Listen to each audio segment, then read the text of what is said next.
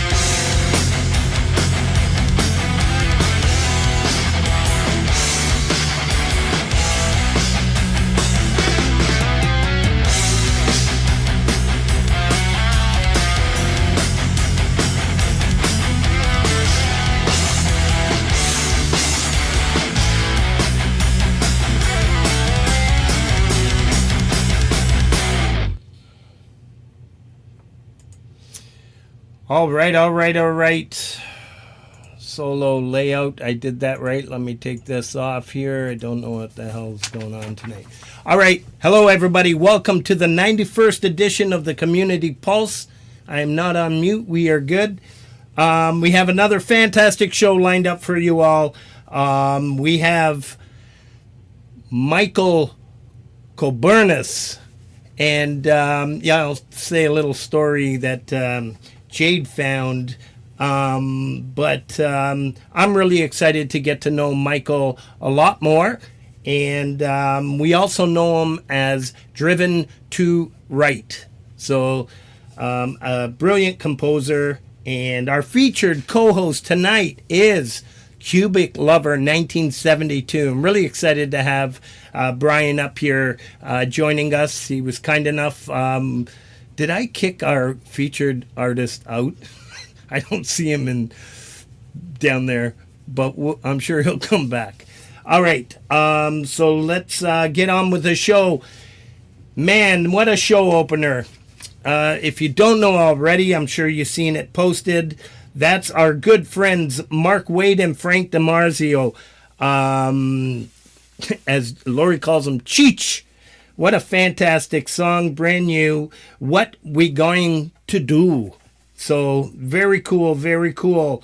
All right, after tonight's show, we're going to be all redirected over to Vince Gianella's show, which will be running at the time. At 11 o'clock, we have Axe and Not Show, where I think DJ and Laurie have been looking for the link, but it's not available yet. And we'll be closing the show out with Dell's rendition of Change the World. What else we got? All right, I always open the show expressing gratitude for these what I call notable streaming channels that have helped welcome me into the community and have helped me grow in this community. And I'm sure I speak for many of you out there. And to those of you that are watching this on replay, I know there's a lot of European friends that will be doing that. Please follow these channels. Give yourself an opportunity to grow on YouTube because you're going to meet a lot of amazing people. All right, we start off with Jade Starr with her live interviews every Thursday at 5 p.m. Eastern Time. Jade does amazing interviews. She does a lot of amazing things on YouTube. She's on pretty much one of the hardest workers on YouTube pretty much every day. And she does have a new show Fridays at 6 p.m. And we're going to talk about that in a bit as well. So then we go into Metalhead Hippie. Random Hangouts. Yes, Jeff is still around. And I saw him share actually Dell's song that he put out for the U.S. charity album. Camp G-May, open mic every Saturday at 10 p.m. Eastern Time. I believe Camp G-May has the Winterfest coming. I think it's, I got to get dates for that because I think I am ready to play on that. All right. Francis and Ian, the replay every other Sunday at 8 p.m., but not really right now because they're taking a little break. But a ton of gratitude to Francis and Ian. Follow the link and follow these amazing artists. Thomas Christ, You Rock Radio every Wednesday at 5 p.m. at this moment. Thomas shifts with the time change. Right now it's every Friday at 5 p.m. All you have to do is fill out a little form, hit submit, and your music will be played. And then we got Pete Johns.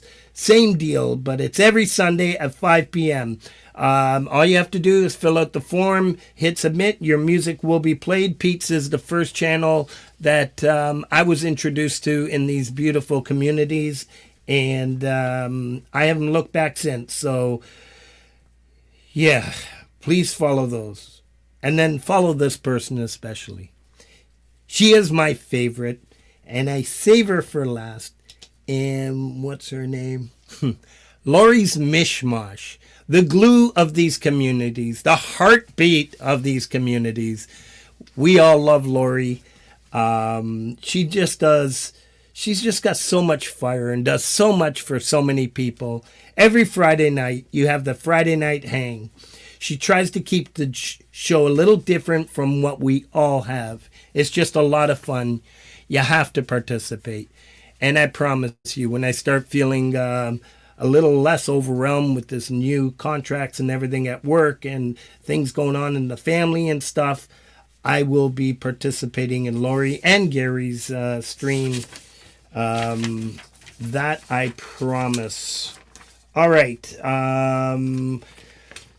Every week we have, aside from the featured artist, we have a featured channel.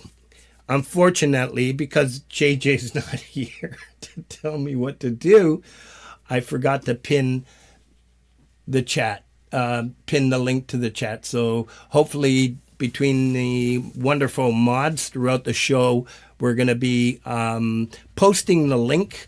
And I don't want to screw up the stream, and I've done it before. So this week's featured channel, let's talk a little bit about my friend, Sam, better known as Vintage Tone, a brilliant, brilliant guitarist. He displays a lot of pedals and guitars and stuff like that. He's definitely a shredder as well. He loves his blues. On his channel, he's got, I like playing guitar. It's a hobby for me. I put my music out for all to enjoy. Thanks for all the support you showed, and I hope to continue to share my music with the world. Peace and love to all. This guy is an amazing dude. Please, please, please go check out this channel. You won't be disappointed. And this is my good friend, Vintage Tone. And I know you're watching. You'll be watching tomorrow. I think you're in the stream here somewhere, and Laurie's come to save the day. All right, so let's play this little montage I created for Vintage Tone.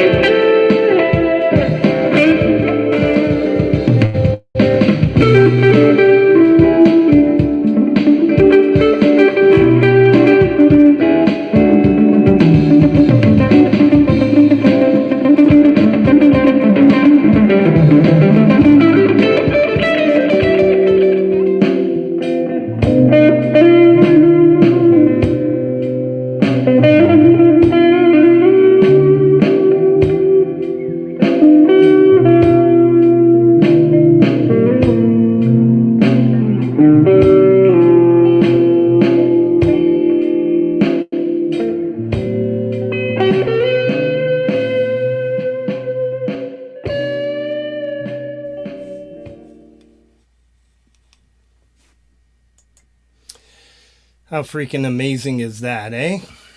Let me put myself up here. That's Vintage Tone, everybody. I shut them out pretty much every week. I have been since the show first started.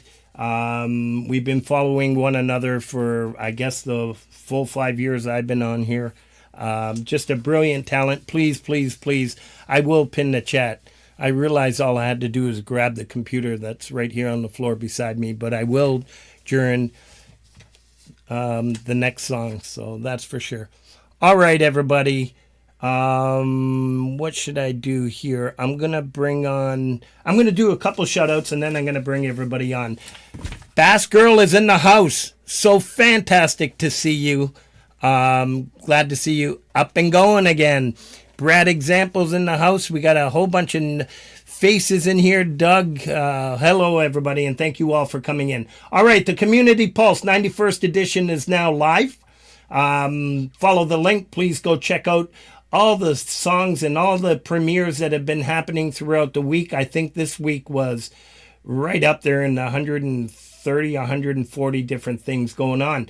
DJ Big Red with the community calendar. Please follow that. If anybody has anything coming up, such as Jade was so kind enough to do, to just kind of slap me upside of the head and remind me of things that I've missed to shut out. So I need that, and I could really use your help. If there's something I'm missing, please, please, please send me an email. I do not mind. Bo Star with Sunflowers on a Rainy Day. Tracy Melly with Nights Like This. Counterfeit Self Band. 2020's First Snow. Symphonetta. Rhodey's Jam Cave. Happy Thanksgiving.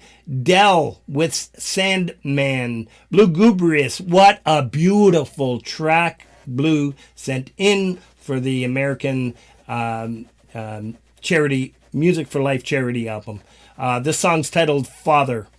Russ 8889, Wild Style, VIP Radio, Live Play, Music for Life album tracks. Vintage Tone, as I mentioned, the featured channel for this week. Released something new, I think, 3 days ago. 11 Drums, an amazing drummer. Unholy Confessions. Gary Schaefer, the Picking Pilot. Old Bookstore. Mosh Sia, Big Bank. Great to see you out there, Mosh. Racheloha. I'll be okay. Walk on the Short Path from, I should have practiced this, Kilau Military Camp to the Crater Rim Trail. Pretty cool stuff. Mary, my good friend from Italy, ciao bella. Did a really nice cover, a John Lennon cover titled Love. Hugh Caldwell and Laurie's Mishmosh last week put out Romeo and Juliet on Laurie's channel. This week, Hugh released it on his. Please follow that link. Michael, a.k.a. Zealand. Where's my Canadian fanfare? Martin Kelly, another Canadian. That's not fanfare. I don't want to come to your Friendsgiving. James Meyer, bro, beautiful stuff, man. Lafayette Blues. And Robbie Stingle, A Wonderful Day. Just one more shout out to Mike and Dawn for Incarnation. Last year's Christmas release. They re-released it again yesterday. And once again, hello to Bass Girl. All right, what do we got here? We're going to bring on our featured co-host, Brian, Cubic Lover, 1972. Add to stage. Who messed with my settings? Shit. There we go. All right. Yeah, I'll unmute you, I promise. Oh, I'll do that. Oh, well, okay. Hello, everybody. How are you, Brian? I'm okay. How about you? I'm doing well, man. I'm doing good. well. Yeah. Great to have you on the show. I appreciate you accepting this offer. Yeah. I was talking, Laurie and I were talking, chatting on the phone before the show this afternoon, and we were both talking about it's amazing the respect you give to everybody in this community. You're just an amazing stand-up, cool dude, and I appreciate you, and happy to call you friend. And once again, thank you for coming on. Oh, thank you. I'm touched. Yeah. Yeah. So what do you got going on? I chose a song for you. I didn't want to tell you, but Brian is one of those that will constantly email DJ, JJ, and myself with anything up and coming, even about other people. So it's pretty cool. Yeah. Just creating music here and there. I mean, I'm doing Laurie's tracks every week, when she puts up a track challenge. I'm doing that. Yeah. Gordon Lee Weaver and I are going to do a collaboration, so that's we haven't started it yet. Well, we sort of have started. Like, I've written some lyrics, and we're gonna. We haven't recorded anything yet, but that's like one of the things in the works, and I have a few ideas for some albums, like a collabs album with people from the community, and I'm going to dedicate it to my parents who've passed away, and the people in the music YouTube community, and maybe a concept album about modern day things, because I did a concept album in the past called Hiroshima, the Mind, about the dropping of the atomic bomb at Hiroshima. So, and I did a punk album, I don't know, I think it was sometime this year, maybe earlier in the year. So I guess I'm trying to do some things. That's good. Maybe there's a few other songs those collabs. I've got to get out there, get those developed, so.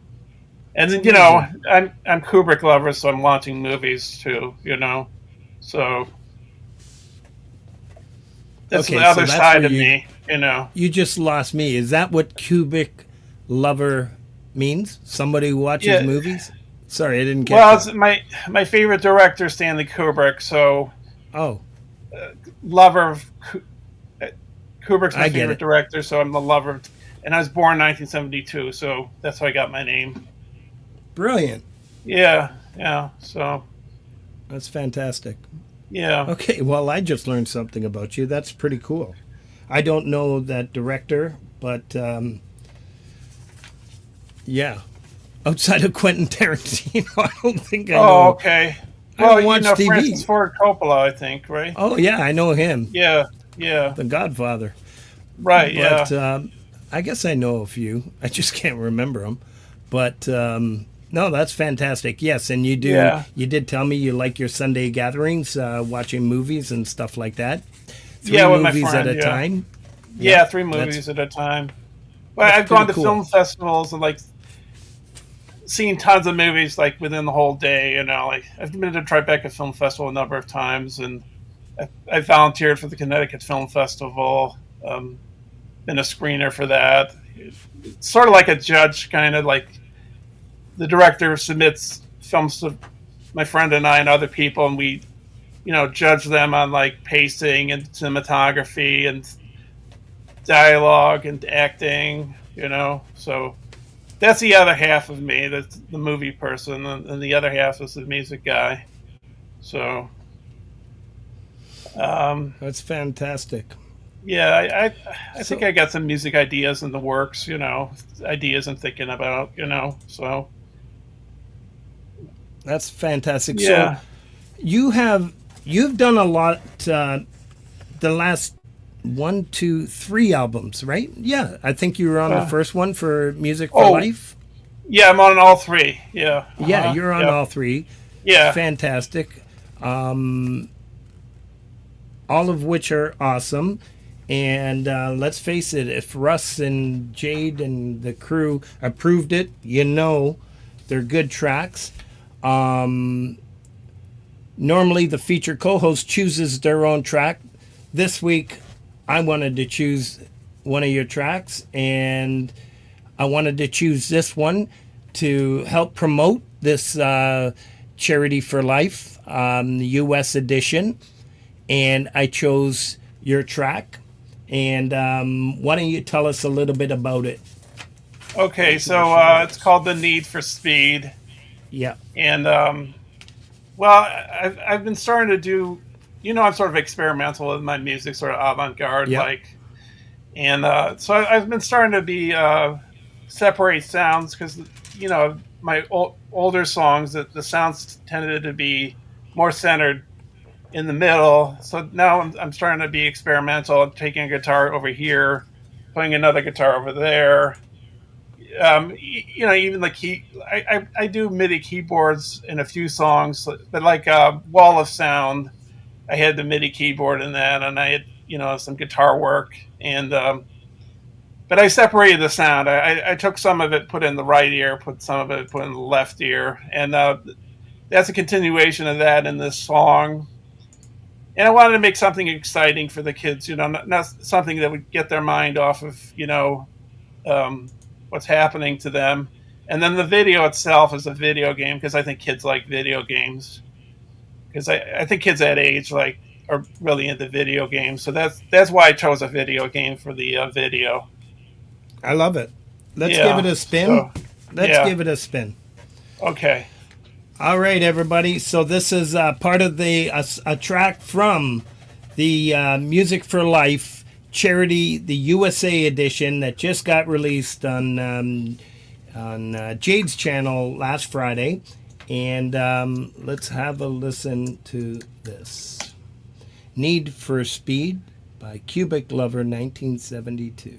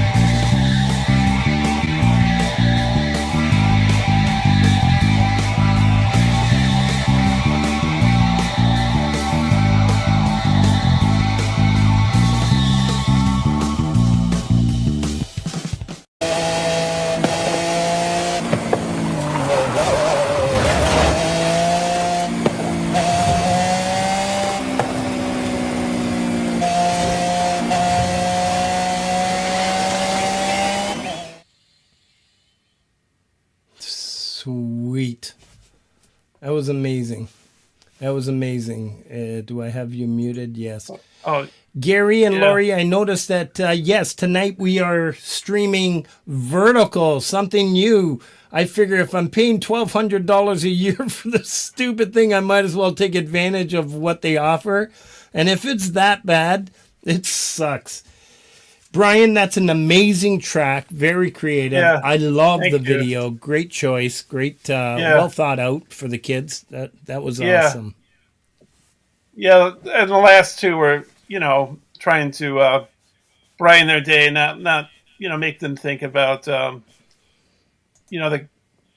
what's happening to them. Get their mind off of it. So, yeah, that's what I'm trying to do with these songs. Yeah, no, it's fantastic. Yeah. All right, let's bring on our featured artist. And I want to welcome our new friend, Woodchucker Caleb. Man, you got to go check out that channel. The things this man does with a chainsaw, it just blows my mind.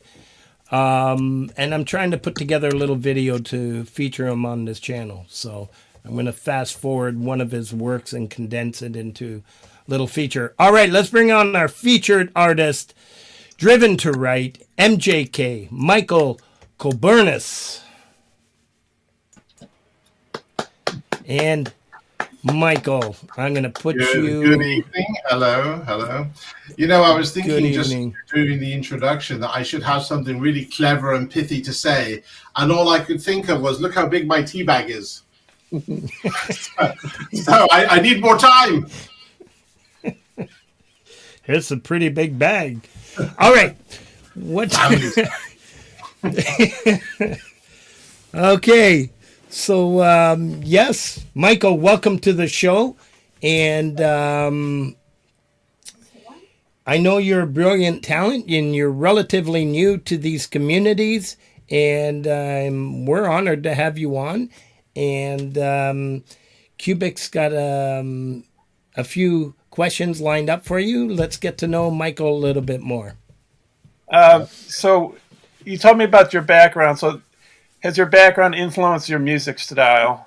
I know you spent a little time in the UK. So I think or maybe a lot of time. Because during my most impressionable period as a teenager, I was exposed to David Bowie and Depeche Mode, whilst everyone over here had hair metal. Yeah. And I think that gave me a different sort of perspective, in a sense.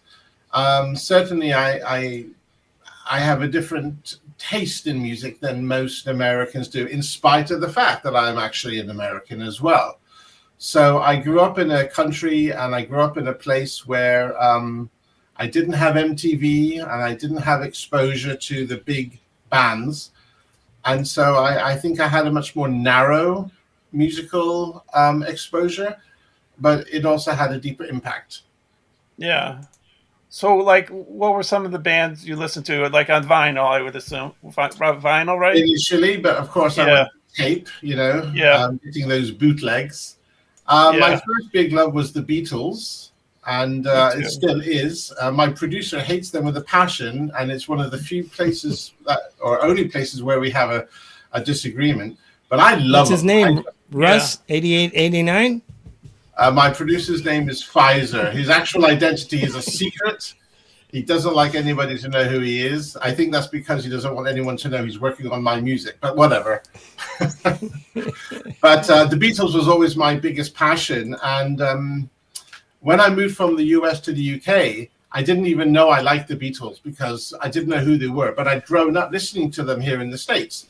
And when I arrived in the UK in 1971, they were still huge, of course, but I didn't know who they were.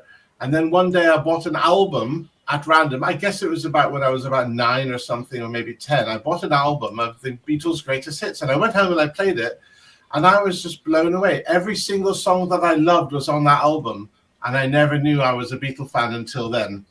But subsequently, I became a Bowie fan, and eventually a Kate Bush fan. And there were lots and lots of British bands that I loved, but never anybody that would replace the Beatles, for me at least. So who influences your lyrics? Like what artists do you think? Well, Who I mean, influences who influences your musical style as well? Like your if melodies and I mean, there really isn't an influence. The melodies are yeah, entirely dictated by the fact that I've got a 3-note range. You yeah, know, I was listening to the guy from the Darkness. What is his name? The singer from the Darkness? Justin Hawk something, Justin something, yeah. right? And he told, well, I heard he has a 5 and a something octave range vocally, right? And I'm Okay, thinking, well, that's grossly unfair because I've got an octave range of about 0.3, you yeah, know, 1/3 of an octave. So I've got a very limited range, and that's what really colors my melodies, really. The fact yeah. that there's such a limited range that I can't handle anything more. So I tend to be a little bit drony, I'd say. So you work within what you can Yeah, go through. yeah. You work It, within your limits, I as guess is the way much, to put yeah, it. yeah, as much as Yeah, possible. If I were to write a song for somebody else, I might actually do something different for sure.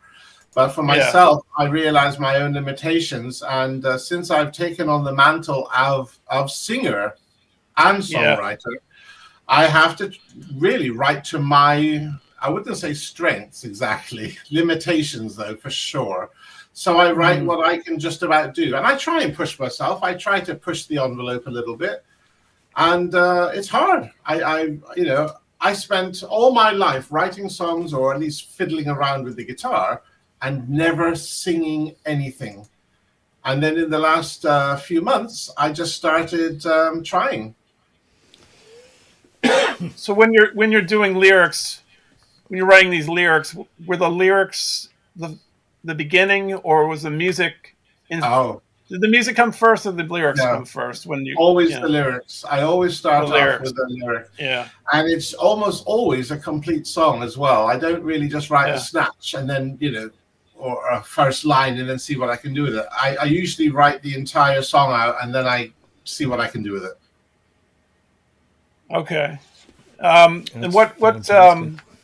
what instrument do you usually rely on more than any other? Is there like a one that you always like rely on? This is it. Yeah. I've had Okay. this guitar since I was 17, and Yeah. it's the only guitar that I play, really. I have other Oh. guitars, but I Yeah. don't use them. This is 99% my everything. Oh. And Okay. it's an old Ibanez. It's nothing very special. It's not flashy or anything, but I've had it since I was 17 years old. So that's Well, quite a long time.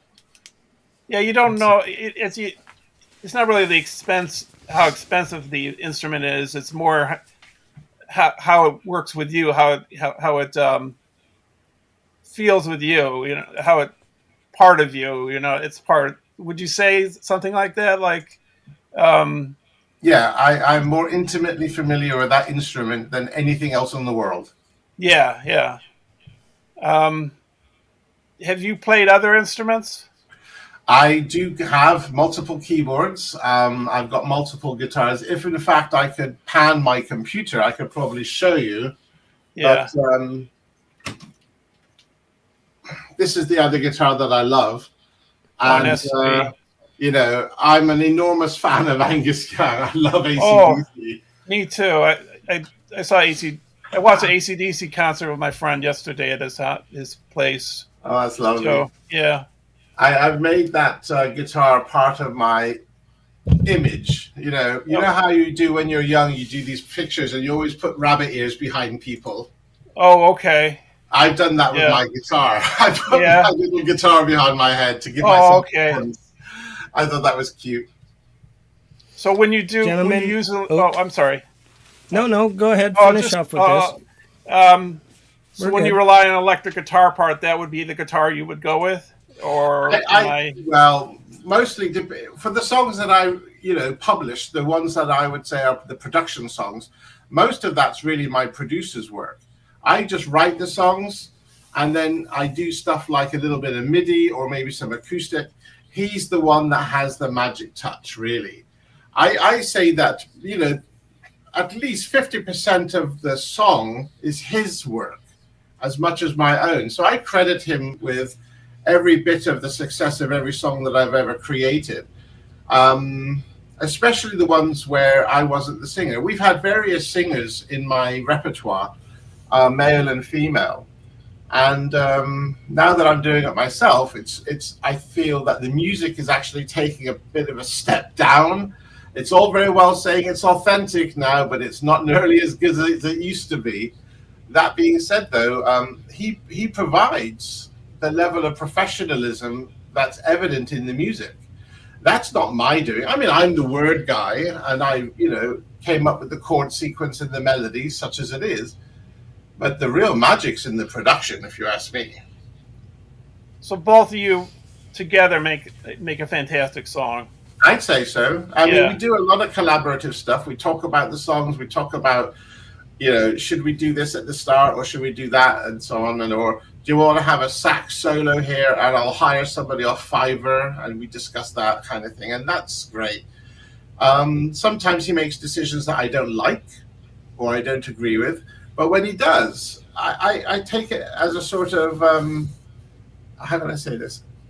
I trust his judgment, because aside from the fact he's much younger than me and therefore has his fingers on the pulse, as it were, and I'm steeped in 70s music, if I can listen to Fleetwood Mac and Bowie all day long, I'd be happy.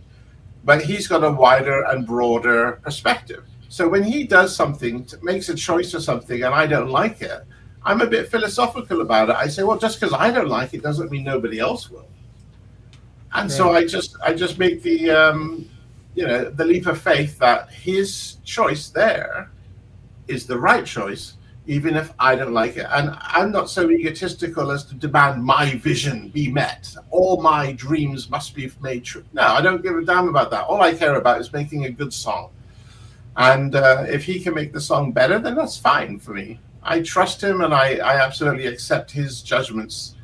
I swear there's only been once that we've actually crossed swords, and I demanded my way. I think it only happened one time, and I'm not even sure if that was the right decision.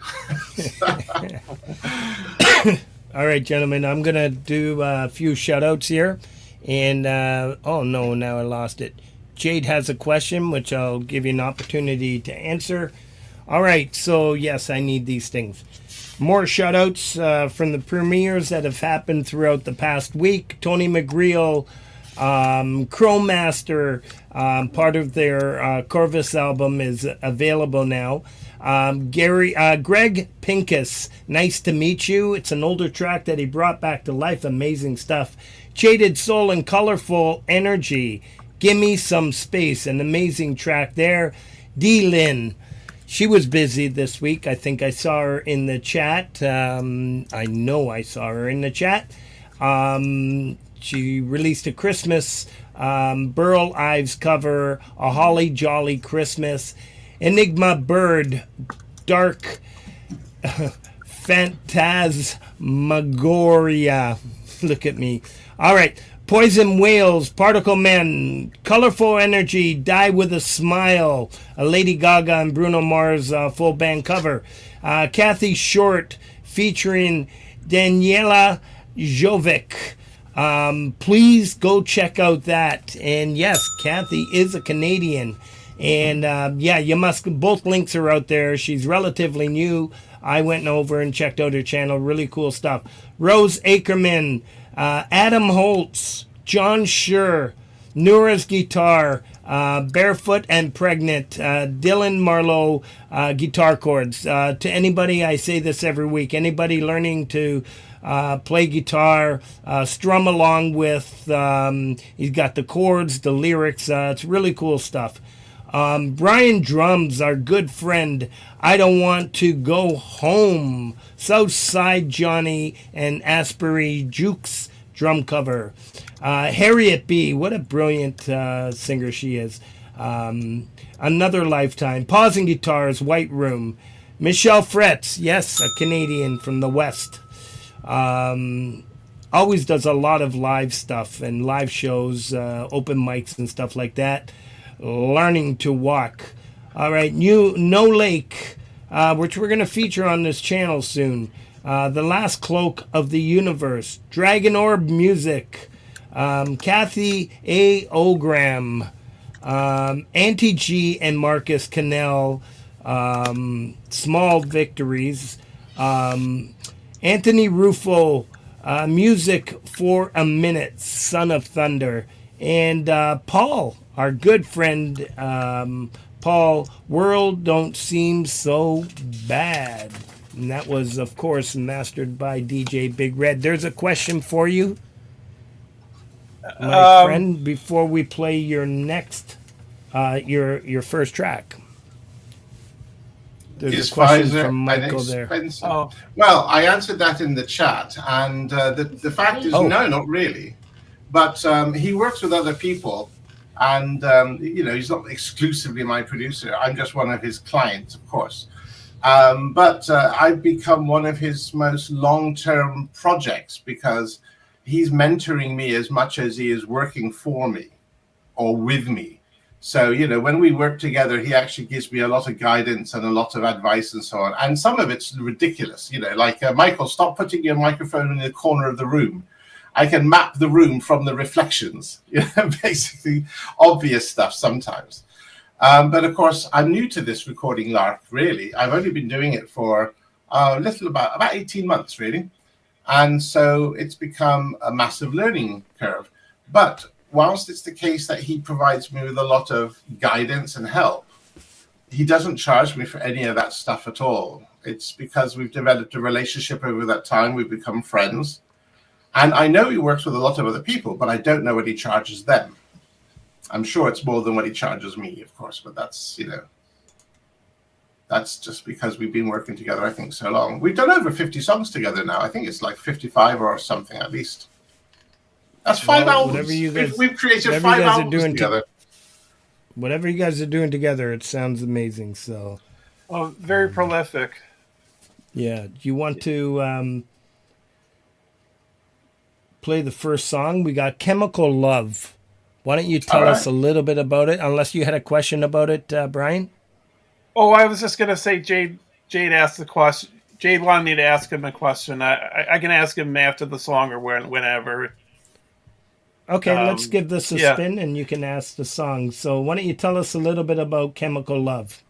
It's just a pop song, really. I just wanted to write something that was a little bit upbeat, up-tempo, and, had some basic message without being too deep. It's just basically, love is all hormones. It's all in the brain. It's all endorphins and whatever else.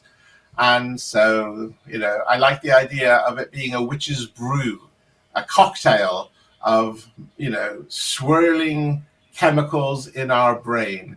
And that's where the concept came from for Chemical Love. That's the entire song, really. Sweet.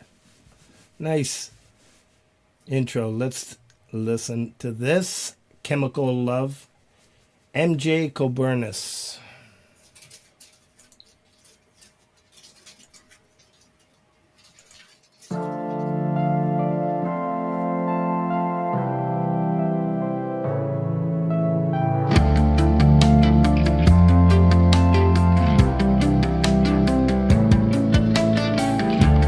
Show you that trick that made you scream and kick when you trembled in my hands and said I was your man. Now I want the same. Get me in this lover's game. I can't hide my desire. Your touch, it sends me high. It's a chemical love, witch's brew. Setting fire to your brain. It's a chemical love, witch's brew. Can you feel the flame? It's a chemical love, witch's brew. Setting fire to your brain. It's a chemical love, witch's brew. Can you feel the flame?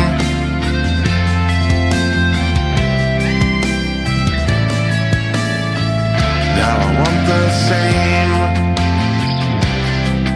Get me in this lover's game. I can't hide my touch, it sends me higher. Fires in your veins. Can it be the same? Gotta have it, gotta go. You can't fight, can't say no. It's a chemical love, a witch's brew, setting fire to your brain. It's a chemical love, a witch's brew. Can you feel the flame? It's a chemical love, a witch's brew, setting fire to your brain. It's a chemical love, a witch's brew. Can you feel the flame? It's a chemical love, a witch's brew, setting fire to your brain. It's a chemical love, a witch's brew. Can you feel the flame? It's a chemical love, a witch's brew, setting fire to your brain. It's a chemical love, a witch's brew. Can you feel the flame?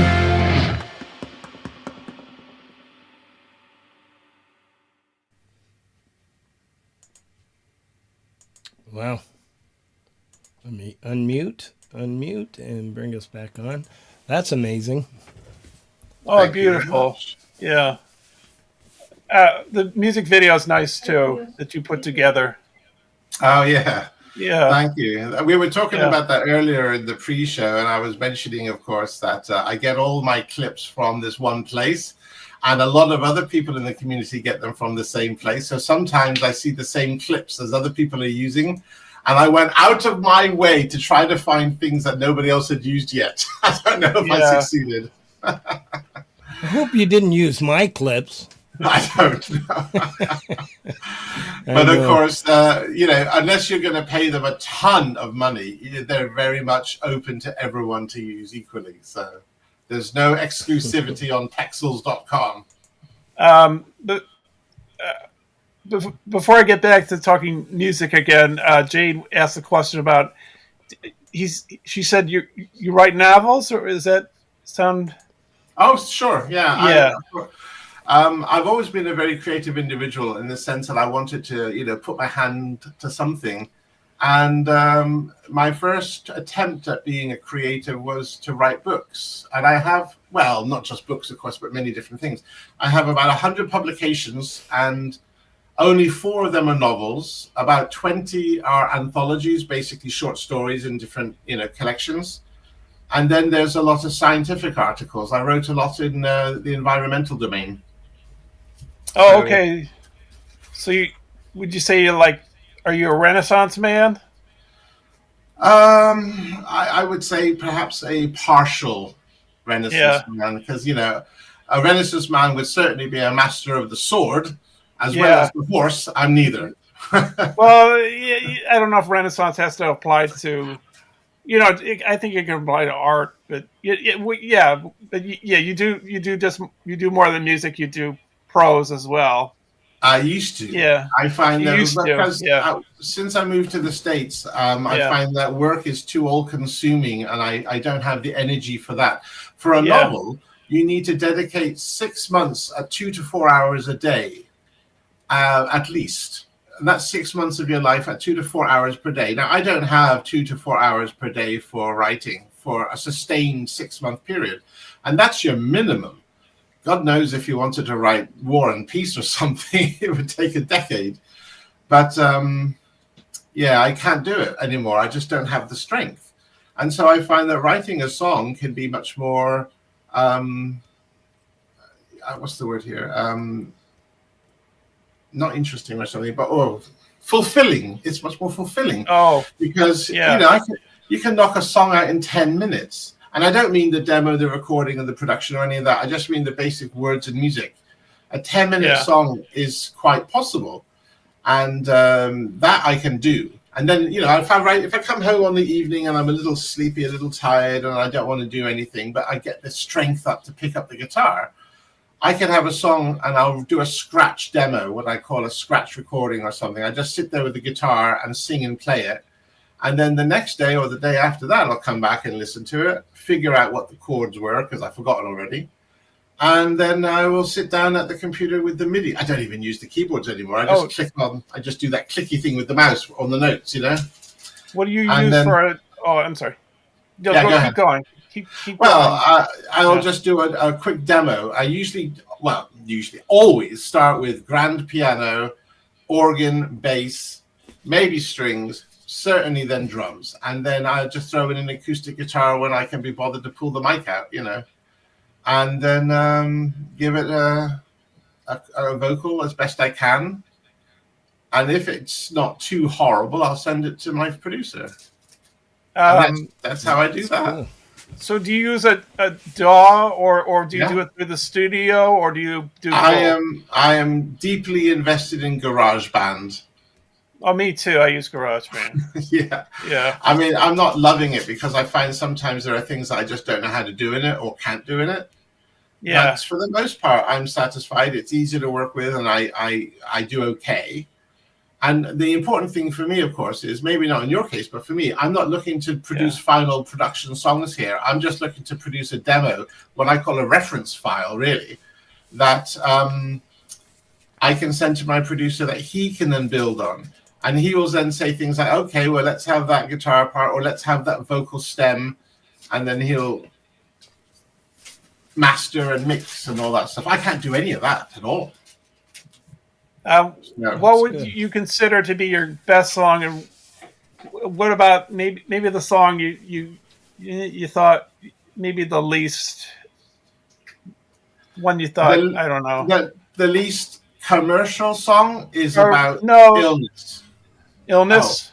Illness. Yeah, I wrote a song about ME. Yeah, it's a terrible degenerative brain condition thing. I don't exactly understand it. My daughter has it, and I tried to write some songs about that stuff to raise awareness. And I think that's not a great song. Even it's not a bad tune. It's quite nice. Yeah. But it's depressing as hell, frankly. Oh, okay. I talk about it. I'm sorry. What would you consider your the best song you've ever done? I don't know. Every new song is the best song. Oh, okay. Every new song to me sounds like, oh, this is the best song I've ever written. And then I listen to it a couple of weeks later and say, well, that's not true. But I do have some songs that I like. I've got some songs that are so different. No one done songs like these. I've got one song that I swear is almost unique. And I don't know if that's good or bad. It's called Mi Corazon. Yeah, well, Mi Corazon. It's a song with... I try to do multiple vocal layers. Now, this is such a tricky thing to do. If you've ever looked at like 16th century choral work, like Thomas Tallis or something, Spem e Alium, for example, he mixes all these, he's got a 40-piece choir made up of 8 quintets or whatever the number is, right? He's got 5 groups, 5 people in each group, and each of them is doing a different harmony and a different thing. And I thought to myself, that's dashed clever. How can I do that? And I, of course, couldn't. I couldn't do that at all. Yeah. I more or less managed to do it with 2 separate vocal lines. And that was hard. But, sometimes I just try and do things for the fun of it because I think it would be interesting. Like right now, I recently got a play on a UK station for heavy metal. A metal station played one of my songs, and I thought, but they deserve a real metal song if they're going to play something of mine. So I thought I'd actually write one. I haven't done that before. So right now I'm in the process of trying to figure out how to write something like Diary of a Madman or something. Oh. If you're going to go just big. Just call Hubs. Really? Yeah. Just call Hubsy. So sometimes it's just like... He turned me into metal. Really? Sometimes it's just an experiment in sound. I want to do something I've not done before, and I want to do something that maybe nobody else is doing. That's not easy to do. But, even if I'm ripping off Randy Rhoads or whoever wrote Diary of a Madman, I don't mind. I think that being inspired by the greats is entirely acceptable. If you're going to try and do something big, use the same formula. Acoustic guitars, lots of strings, and some rocking guitar parts. So I've got a little, I'll play it for you. I've got a little ditty I'm working on. Oops, that was the SG I banged, damn it. So I've got this little SG that I'm working on that I'm going to try and convert into a heavy metal tune. I don't know if it'll work, but let's see if I can play it. I have to start again, I fluffed it.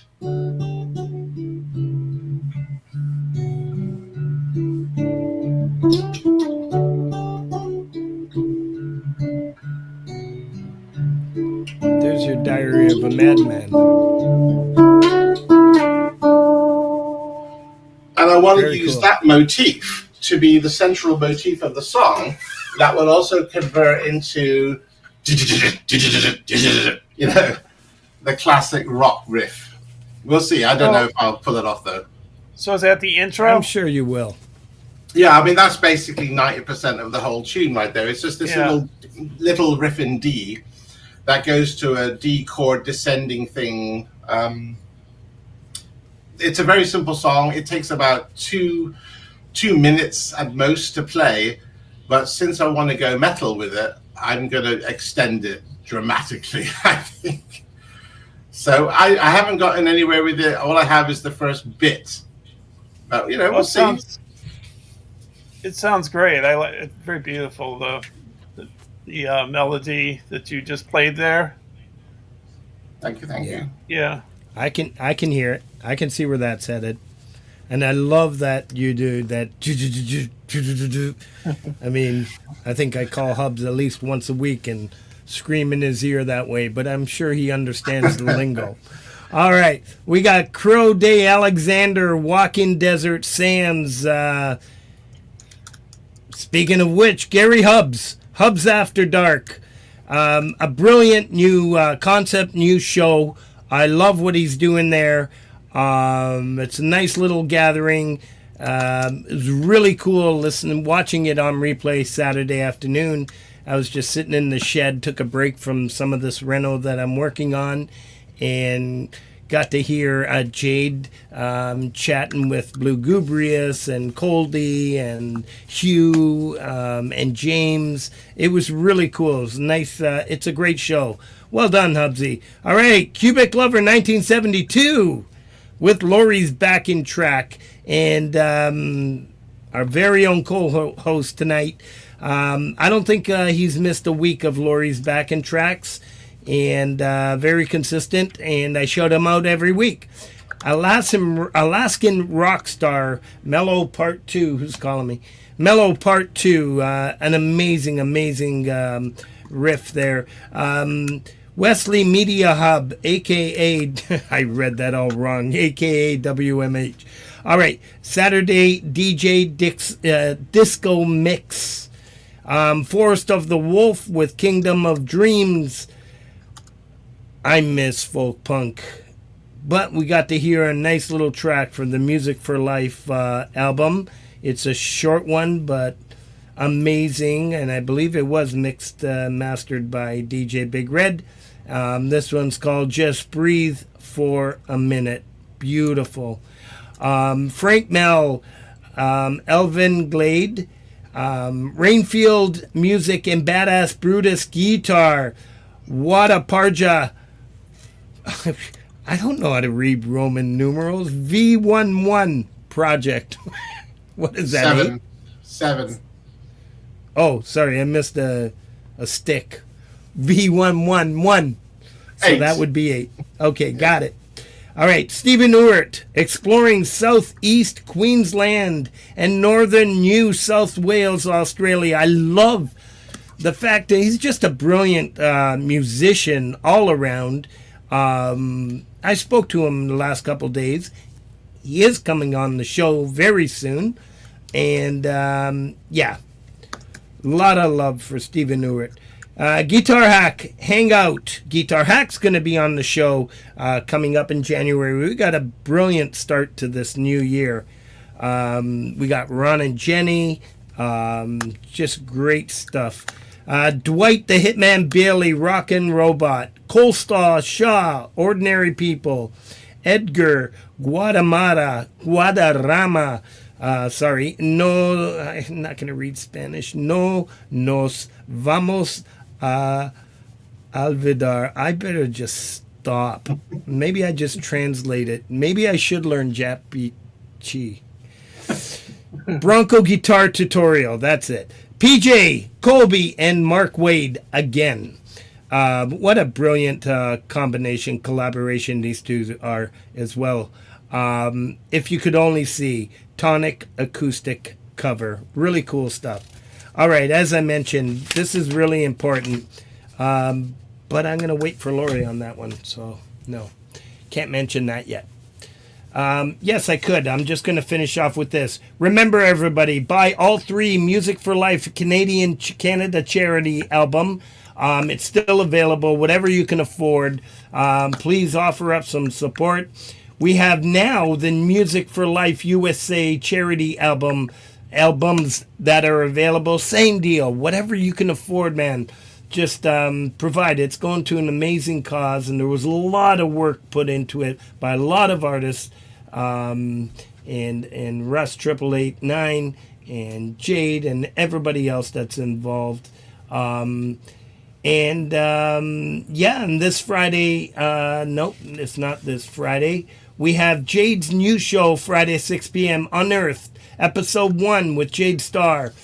Please go check that out. I'm excited to see. I should be home Friday at that time, so it should be cool.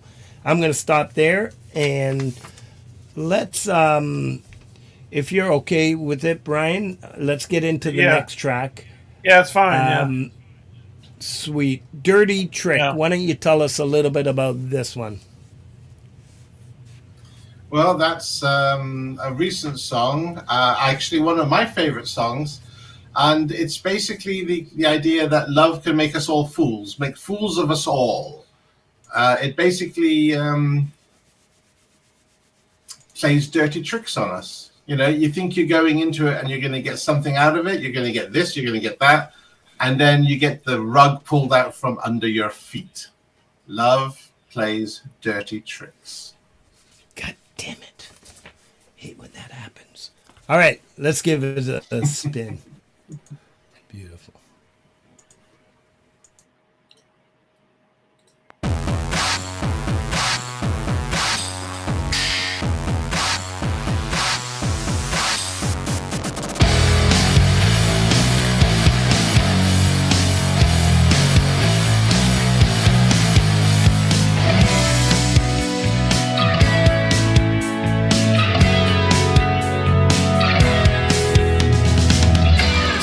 Good to know your fate when you see love has turned to hate. It's not a dream, this is your life.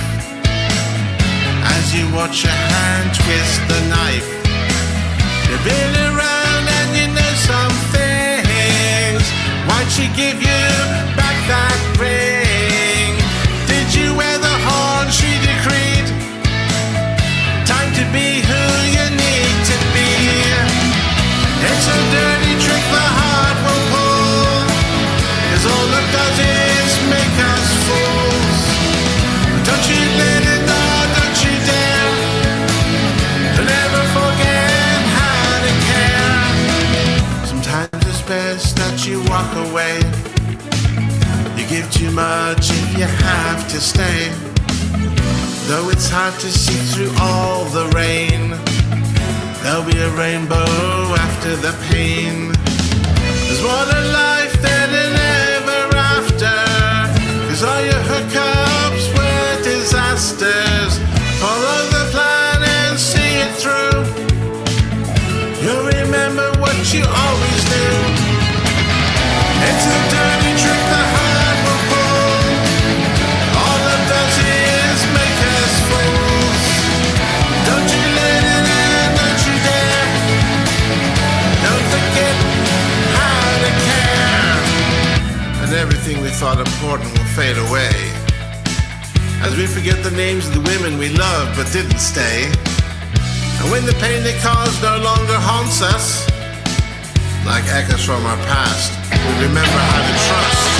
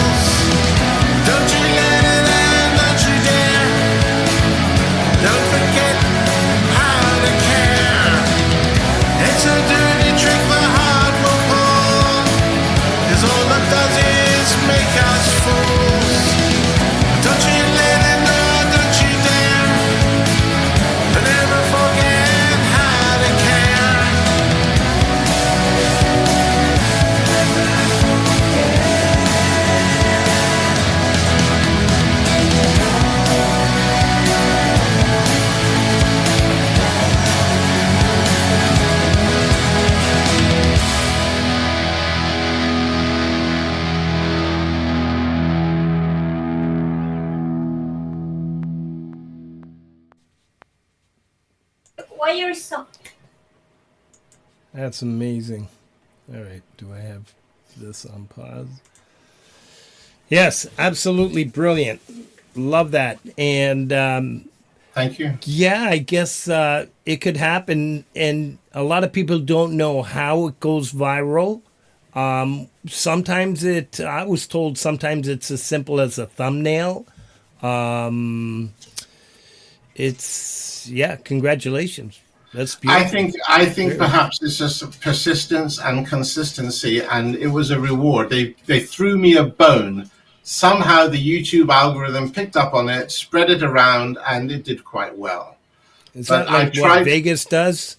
Gives you $1,000, $100 to spend, just to keep you in the game. And then $1,000 as you're leaving. That song is one of those songs where I had a choice to make, and my producer and I argued or discussed the ending. The original ending had the vocals all the way to the end of the song, and I said, "No, you know what? I think the backing of the chorus is so good; it deserves its own piece of the pie. It deserves to be heard." And so we cut the vocals for the final chorus, and it just went for the backing vocals for the final chorus. I think that was a good touch. I think that worked well. Well, whatever you did worked well. The song is great, and yeah. Did it surprise you? Do songs sometimes surprise you? Like when you say, "I did that," like you can't believe that's you. Yeah. The very first song that I did with Pfizer was called Something, and I did the demo on my GarageBand, and it was the very first demo I'd ever done, and not terrible either, because in spite of the fact that I couldn't stick to the grid, which I didn't even know what quantize meant at that point, it took me months before I figured out what he kept saying about the grid. What grid? But eventually I learned that part. But the music that I'd created had rough lyrics, and it was a bit shambolic, I suppose.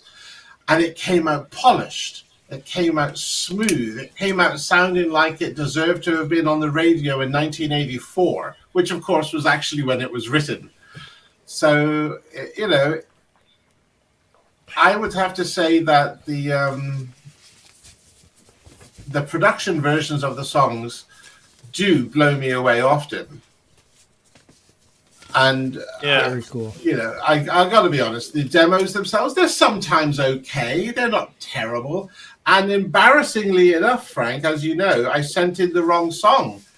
You have this little mashup for the for the montage. Yeah, but it's one of those songs is the demo and not the production version. So it has my original vocals untreated. So no magic wand or whatever it is that one does with these things. How you nudge the notes just that little bit to get it on.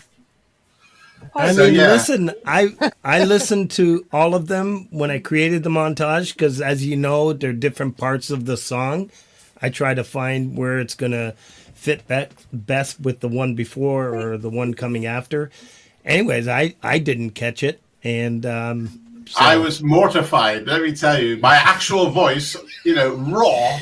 He actually asked me if I could take it down. It's like the show's tomorrow night. I did not say that. I did not. No, I know, but I kind of got the impressions like, oh, no. I just assumed we'd be playing the song on the show, and can we play the production version, not the demo? That's all I was asking. Yeah, but if you'd caught the first one, you're right, Laurie. If you'd caught the first one, Jade, we were in a Facebook chat, and Jade goes, Frank, take down that the post, because I put Kobernus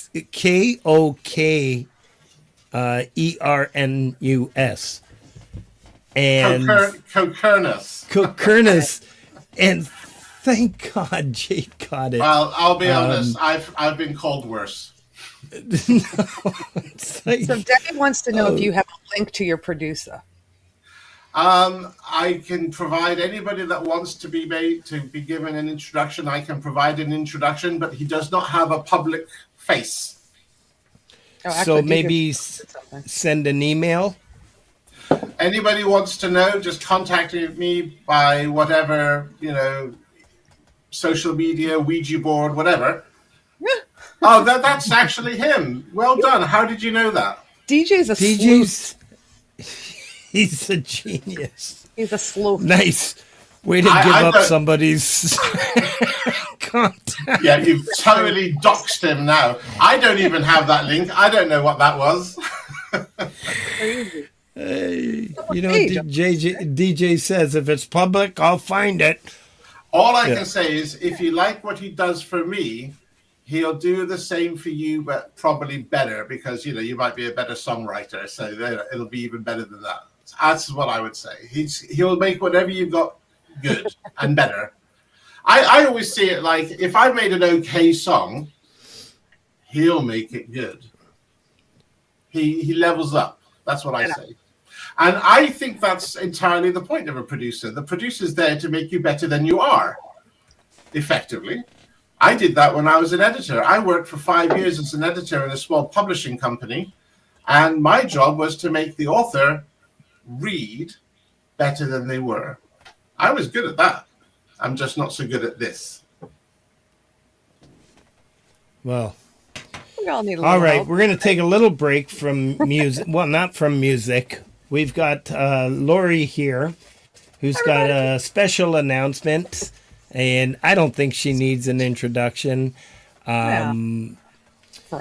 But yes, she is the glue of this community, and she helps out a lot on the show. I think she's an amazing feature on the Community Pulse, and any special events and stuff like that. We like to bring her on, and we do have a special shout out that was sent to us from our good friend Russ 8889. I don't know why I always say 8889. Sounds like an audible, All right. Let's talk about this beautiful, beautiful artwork for the album by Ali Gratila.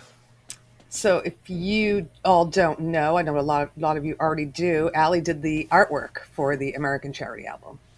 And she spent a lot of time on this artwork, and they are doing a blind auction. Don't make me big.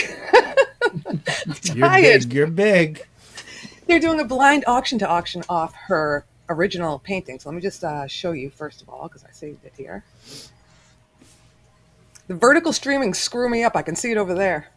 When you're in stream. Yeah, no, I'm not using this anymore. Enough people said, do you want me to give you a screen like this? That's cool. Is that better? So this is called For Life by Ali Gratila. It's 11 by 14. It's mixed media. She made it with acrylic, vintage paper, antique piano key, which is that black thing that you see hanging there. And basically by December 15th, Russ is taking any bids that you want to his email, which is russ8889@aol.com. And you can bid on it. Nobody's going to know what you bid. He's just going to announce the winner.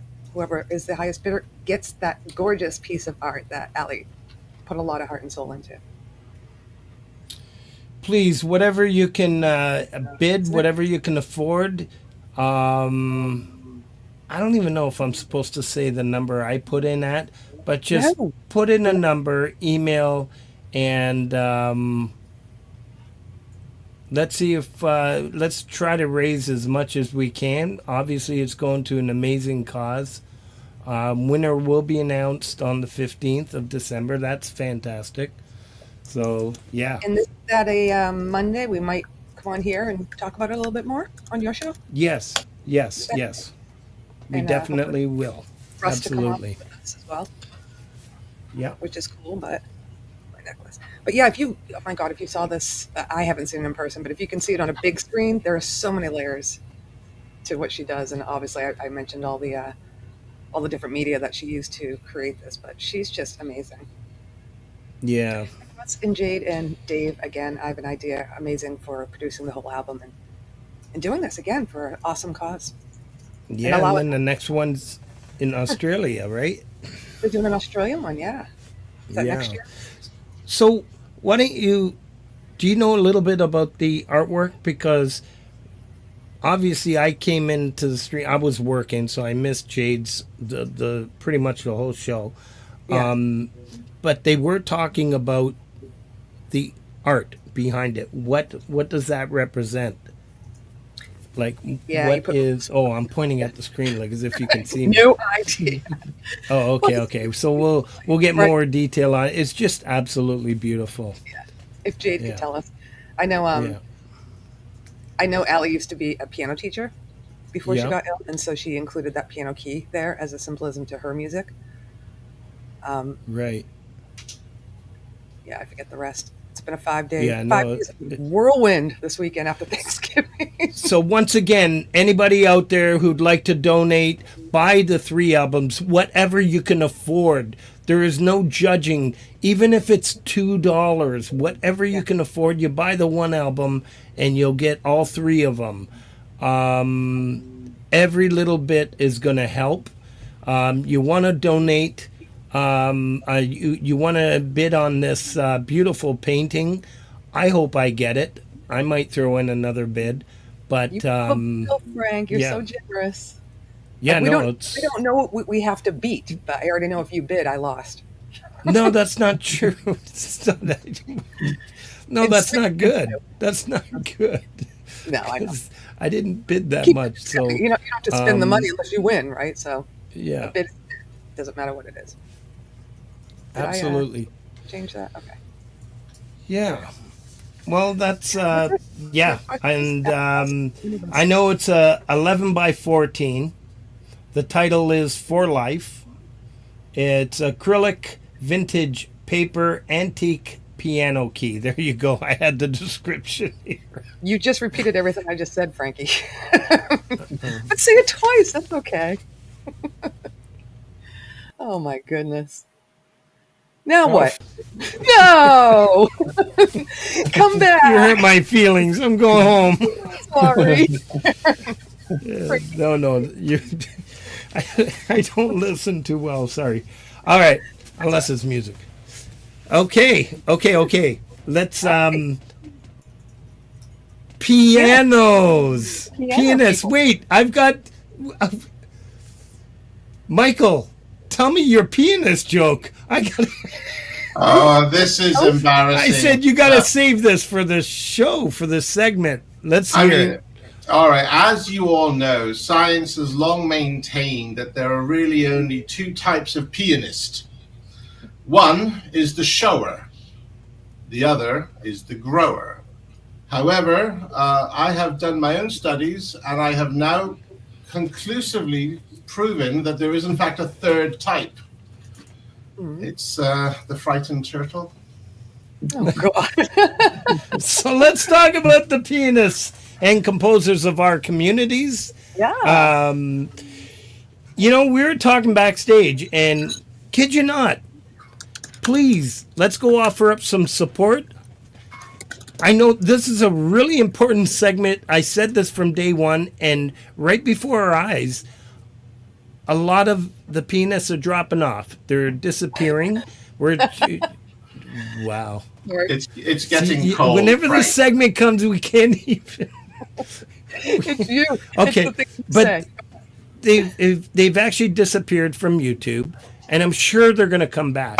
And again, I said this before. The ones that I have spoken to have said there's just not enough support, and they just don't feel there's not enough love for the pianists. And I see one rising right before our eyes. It's shrinkage, I tell you. Yeah, I know. They are getting smaller with age. Okay, so Laurie, introduce the pianists of our community. Ladies and gentlemen, the pianist of our community. Yay! I love you all. Please offer up some support. This music is just to let you know, I believe my 9-year-old niece is watching the show, so just FYI. Too late. Too late for that. No. Is that who Okay, just- everybody, let's behave. Let's follow.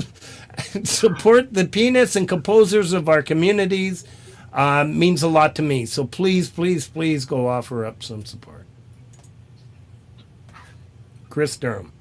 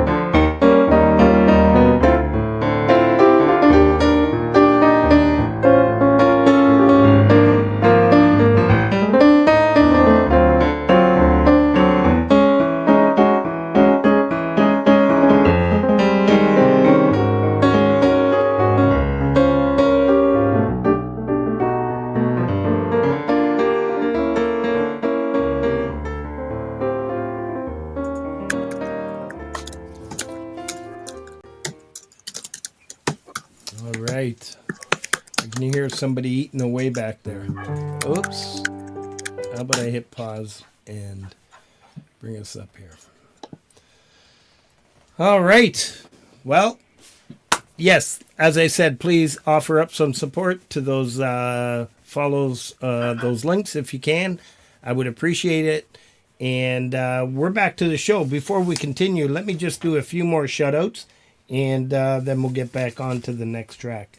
All right, on next week, everybody, Pete Johns is going to be co-hosting for Leela.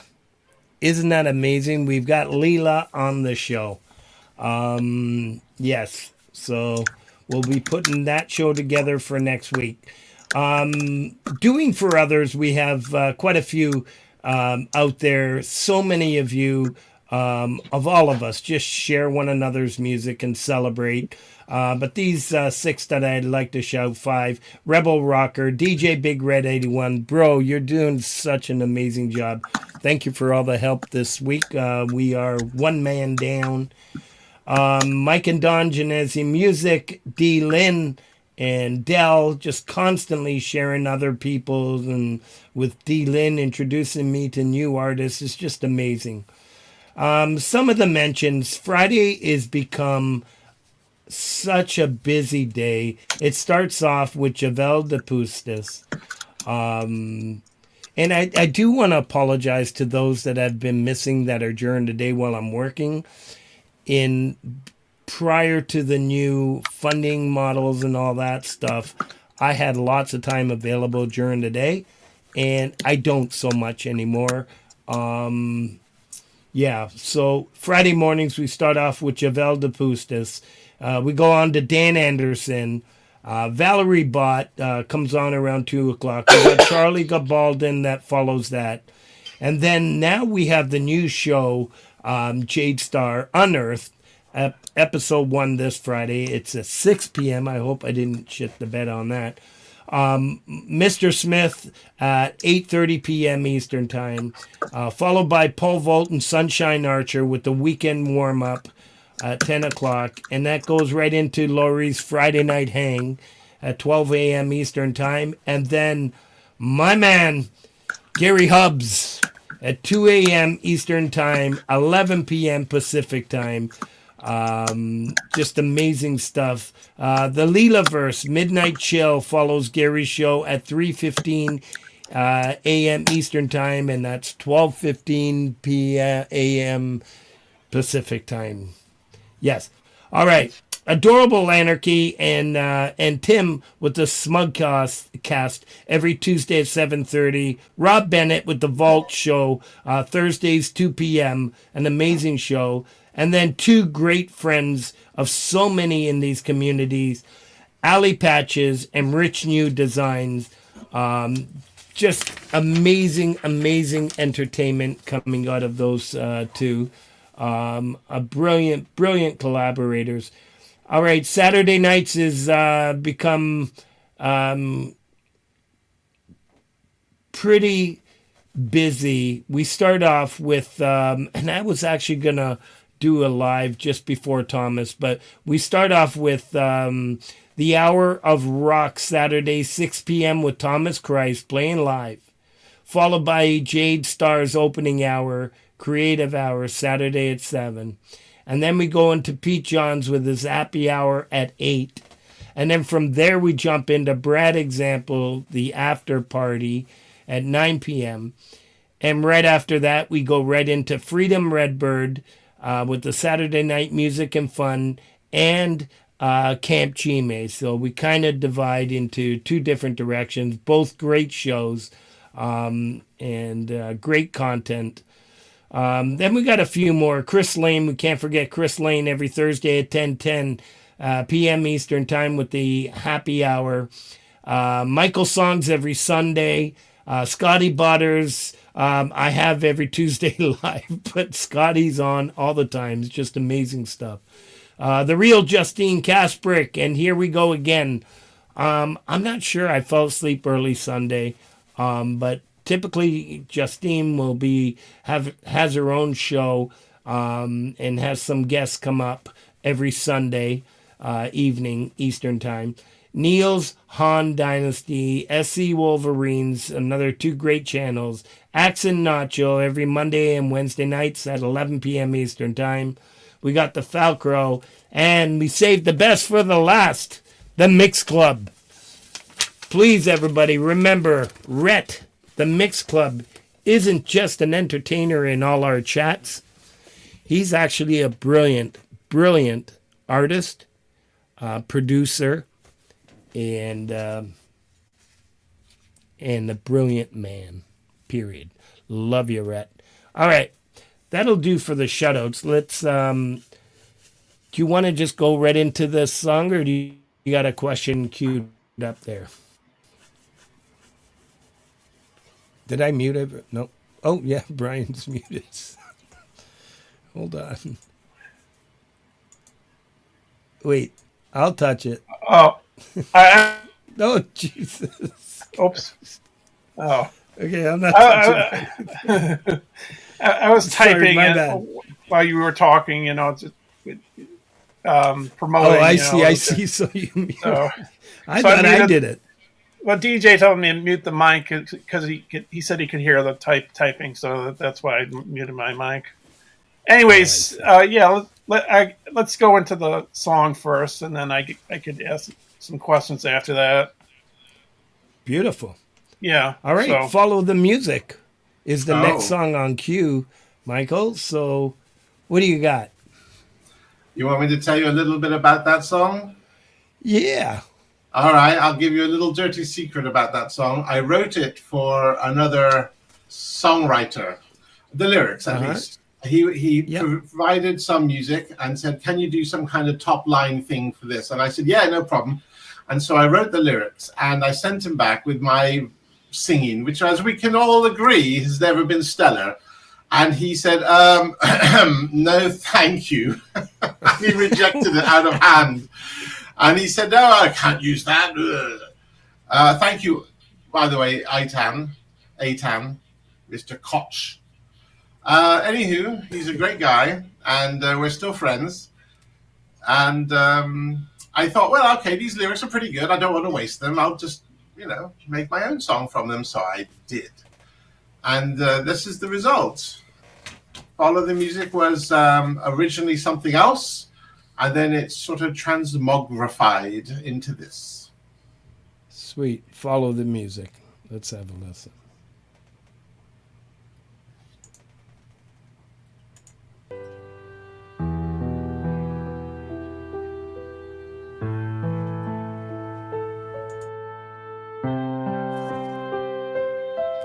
It's time we took a back step, examined our lives. Nothing we've ever done has helped us to thrive. You said that it's wrong, trying to make it all right, when all that I know is just how to fight. Cause there ain't no coming back, there ain't no road to follow, there ain't no coming back, and it's a bitter pill to swallow. I closed the door and just walked away, when every single instinct has told me to stay. Follow the music wherever it goes. You don't get to choose and you can't let it go. The melody's in you and you've gotta believe. Lift yourself high and brings you down to your knees. Follow the music wherever it goes.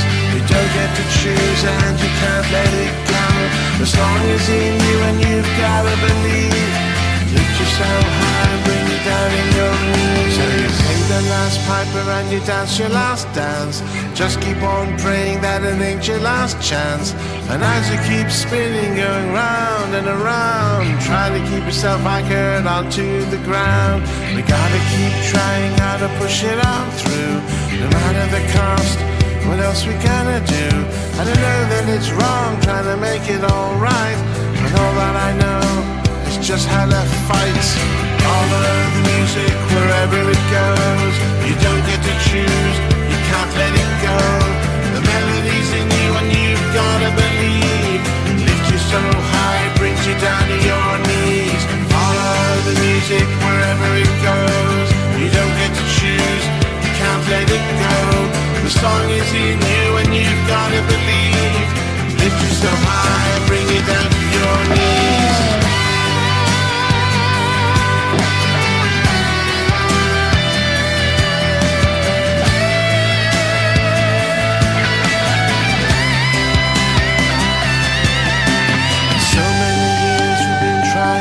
make it. So many tears with no sign of a break yet. You gave me all I wanted, including your life. But you hold my heart in one hand, the other a knife. I know that it's wrong, I wanna make it alright. And all the streets showed me it's just how to fight. We gotta keep trying, gotta push it on through. No matter the cost, what else we gotta do? Follow the music wherever it goes.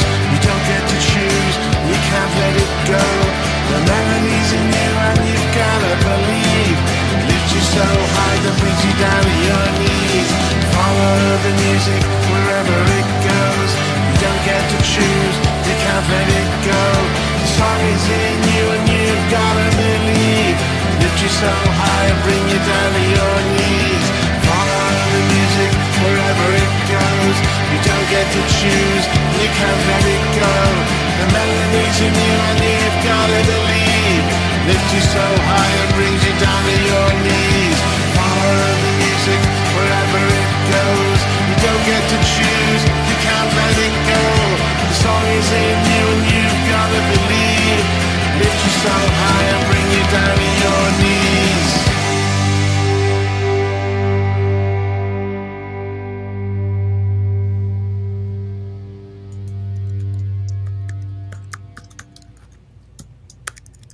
Wow. Very well written. Love that. Thank you. Yeah, I actually feel that's a song that reflects the struggle that a lot of us go through, that we dedicate ourselves to our music, and at the same time we have to live our lives with our families, with our jobs and so on. But in the end of the day, we all have to follow the music. Yep. It's a compulsion. When I saw that when I first heard that song, I think it was on Thomas's show. Yeah. It got me to tears, and it's very uplifting. It chokes you sometimes, the emotion in it. But it's like, I mean, like with the video, I see all these people from all over the world playing music, and it just grabs you by that. It just gets you emotional. I mean, that was sort of the message, wasn't it? It was intended to be something like, it's the thing that we have in common, the thing that brings us together. It's the thing that makes us human as well. Not just the creative aspect, but the enjoyment of it, the sheer joy in listening to Beethoven's Ninth Symphony or anything great, really. And the shared experience that provides. The fact, have you ever been in a classical concert? I've only been in one. And it wasn't Beethoven, it was Karl Orff, Carmina Burana. And I felt the music more than heard the music. And everybody else around me felt the same thing I did at that moment. And there was I felt it at least, I thought there was an interconnectedness between us all. The shared experience was a great joy. And I just felt in my own way, that's something that we should all try to pursue, really. It's a uniter. Art's a uniter. I know. I think it's all art. I mean, I know musicians say it's music. I think it's all art: poetry, painting, movies, music, novels. I know people, musicians will say music, and I agree with music. I hope I'm not saying something. It's not wrong to say that, is it? To say like our whole art in general, like No, I agree. I think all creativity comes from the same place, from the same inner genius of our creative souls. I have an ambition I haven't fulfilled, and I don't know that I ever will. I want to bronze sculpture. I want to sculpt bronze. I want to cast bronze. The lossless casting method, I think they call it, pour it into the sand and get these wonderful Rodins or something. I'd love to do that one day. It's an ambition, one of those bucket list things. And it'll be the same creative experience. It'll be the same thing that drives the music or drove the novels. It'll be the same process. It'll be the same energy. If you watch the woodchucker Caleb, he's a sculptor. He creates sculptures with a chainsaw. Ha Nice. Stands up a tree, and you got to see him carve this stuff. It's But pretty it's cool. his tea Sorry. bag, this big. Oh, that's how we open the show with the droopy bag. All right. There's nothing droopy about my tea bags, I'll have you know. Okay. I'll take your word for that. Just hot and wet. Okay. Okay, I'm dying here. Cube, Brian, any more questions there? So when you do music, is it more of a hearing? See what, like when I do music, I don't really know music terminology. I just do it through intuition, through hearing. So is it more of a intuition kind of a thing, like a channeling or something? Or? No, 100% exactly that. I just get my lyrics that I've written, and I'll pull up the guitar and I'll pick up my pick wherever it's flying away to. I only have one pick, so if I ever lose this, it's over for me. Oh, and it's one of those super bendy ones. I can't do a heavy pick. It has to be a super thin one, otherwise I don't know what to do. But I just pick up the pick, pull up the guitar off the wall, and I'll look at the words and I'll just go, well, A minor, C, G, D, to see what they sound like. And then I'll just put them together in some sort of order. And then after a bit, the words and the melody and the chords combine. And it usually takes around 10 minutes to do that. And then after that, I just simply think, oh, okay, that's pretty sweet. Let's see if I can do it again, if I can remember how I did it the first time. And half the time when I do that, it changes. I haven't remembered it. It's actually changed into something else, but that's okay too, because that's still pretty good. And then I'll repeat it. And eventually one of the approaches that I've figured out sticks in my head, and the fingers remember where to go. The muscle memory comes in, and then the song is there. And then I record the scratch demo. So you feel it out. You sort of find it. Is that a good way to put it? Every time. I'll just show you exactly how I do it. So I sit down with the guitar, and I've got some words. I don't know what. It's a bit off, but that's okay. It's close enough for rock and roll. So I'll always go in the key of C, because that's pretty much where I can just about warble.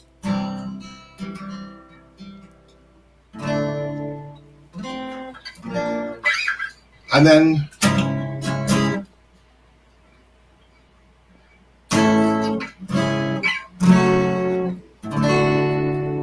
okay, that works. Or I'll just sort of like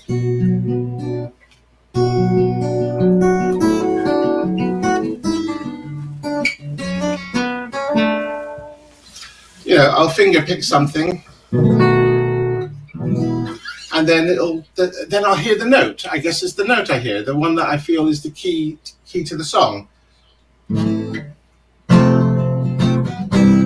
And then I just fiddle around with the guitar for a few minutes, and that's it. It's the song writes itself, really. I mean, the thing with my go ahead. Sorry, I was going to say the thing with my music is it's not complicated. There's nothing musically complex. I'm not, mixing Mixolydian with Ionian or some other thing which I don't know what it means at all, frankly.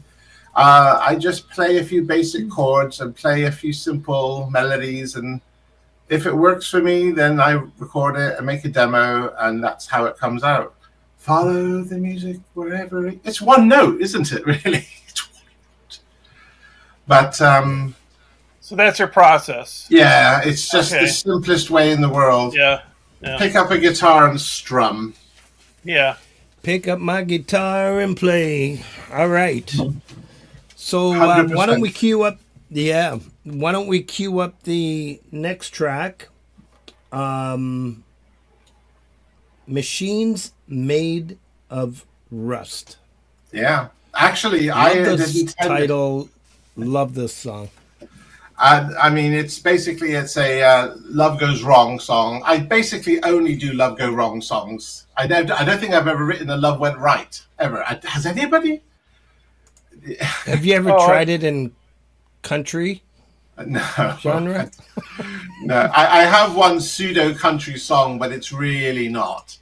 I just call it country because, you know, it's the only one with slide guitar, and maybe that's country. But anyway, Machines Made of Rust is just one of those songs that tells about failing relationships and how things go bad, and sometimes how we can become a bit vindictive. And just like an old car rusting in a field, relationships can fall apart and rust too. If you don't maintain them, if you don't keep the wheels greased, lubricated. I actually intended this to be the premiere, but I screwed up, I'm afraid. I got the, what do you call it, the premiere date in YouTube wrong. So it went live yesterday. So this isn't the official premiere, but it's the best premiere, for sure. All right, so we're premiering tonight, Machines Made of Rust. Let's have a listen. Do we have the link for this? Do you want the video? Why don't you put it in the chat? DJ will jump in and he'll grab it. If you put it in the, you see the private? Yes, I hell do. with it. Put it right in the chat, and Well, I DJ got will it. copy I'll it. do it in both. There's the private. Okay. There's So the this public. this is a premiere. So please go follow the link and get some views there. And DJ will grab it if you put it in the private chat. All right, I'm gonna hit play here.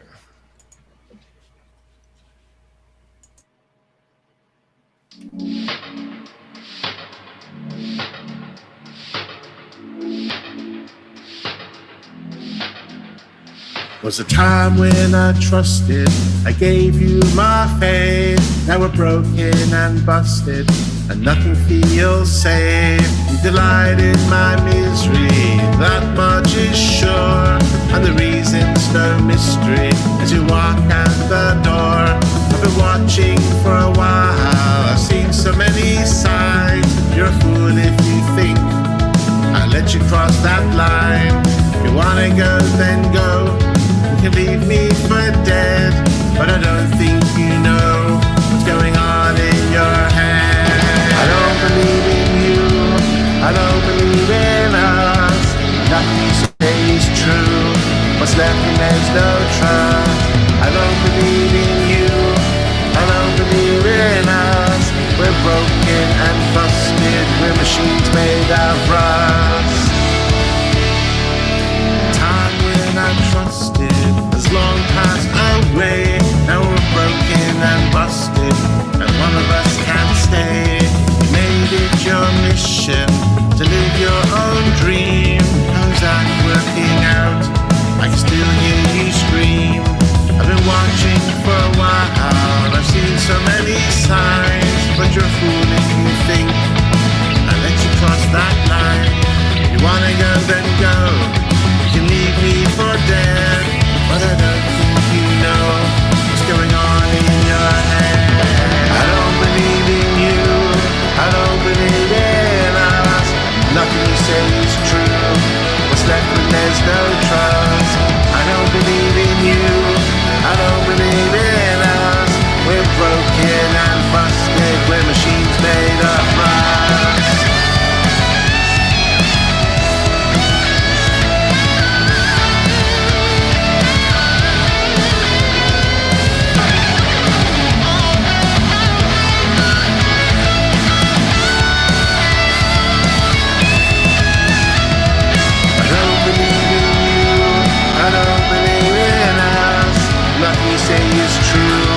What's left when there's no trust?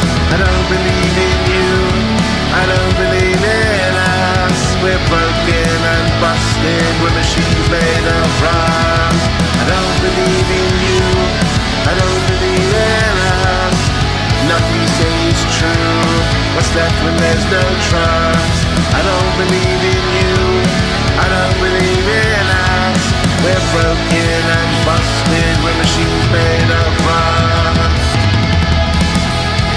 I don't believe in you, I don't believe in us. Nothing you say is true, what's left when there's no trust? I don't believe in you, I don't believe in us. We're broken and busted, we're machines made of rust.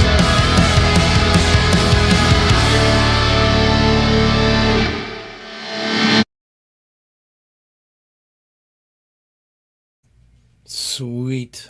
Let me unmute. He just said, I hope you got your tetanus shot. I thought that was pretty good. That's one of those songs where you can hear I don't get the timing right. And I struggle with the timing, frankly. I'm working on a track right now, and I can't get it right at all. And Pfizer keeps sending it back saying, this time the timing was a little bit better, but it's still not good enough. And I struggle so hard with this sort of thing. And at some point, as much as I really do believe in the concept of Kaizen, or whatever it's called, the Japanese concept of incremental improvements to become better at something, just making these small steps to be better and better. As much as I absolutely believe in that, I've now fully embraced the idea that there is beauty in our flaws. That, perhaps not being perfect is in fact okay. Perfect. It's fine. And I'm getting to the point where I'm willing to accept that now, even though I still struggle a bit, frankly, with it.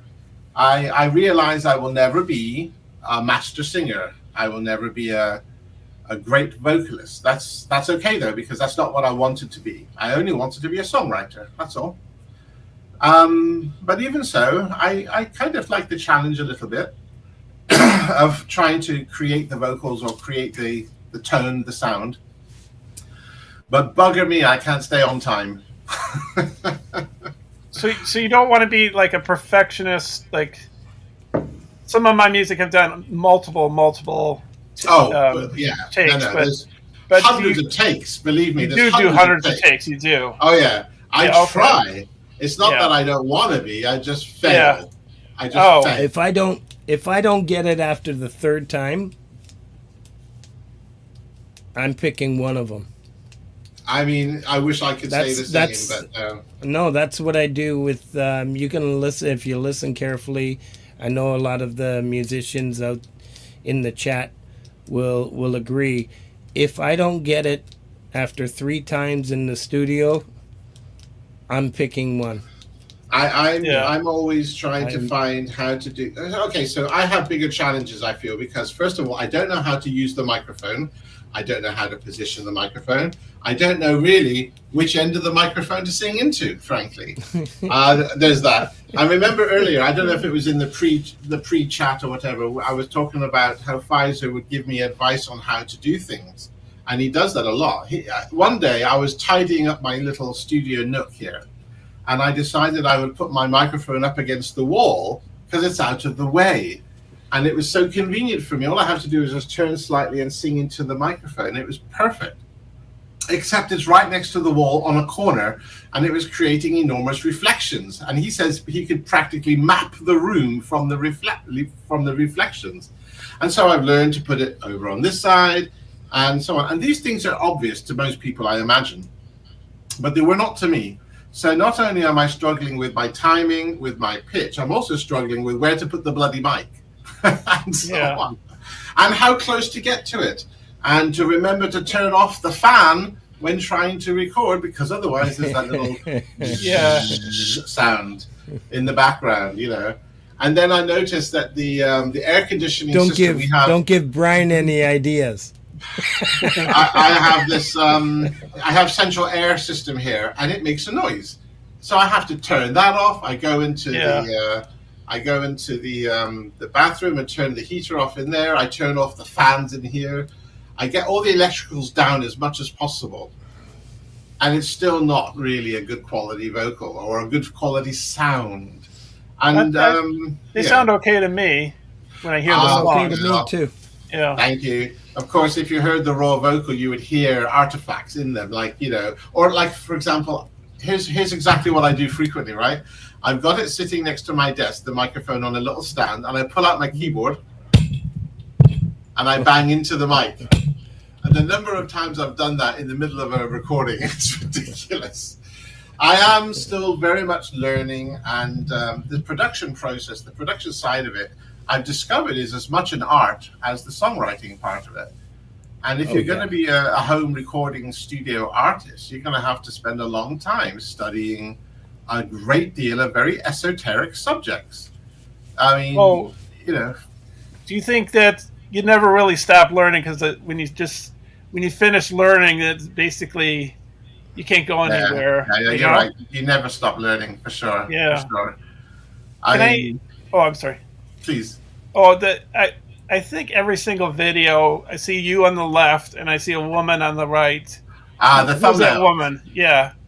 Okay, so it's a very. I was wondering about the guitar over his head, the horns. Oh, that's just my devil picture. And I'm thinking maybe that's how your video went viral. They all have that. No, that's become okay. So when I first started the channel, as a music channel, I basically took an existing channel that I had, and I'd had for about 8 years, and it had like 2 or 3 videos on, one of my daughter playing with Lego, one of me at a fun fair, that kind of nonsense. And then I said, okay, let's make this a music channel. What do I do? So I went and looked at a couple of music channels that I thought were cool, and I just ripped them off, really. I just copied them. I just took what they had done and did it my way. So on one channel, this guy had all his thumbnails were a picture of him and the title and something else. And eventually I thought, okay, well, I'll try to design my own branding, my own look and feel. And that's what I did there.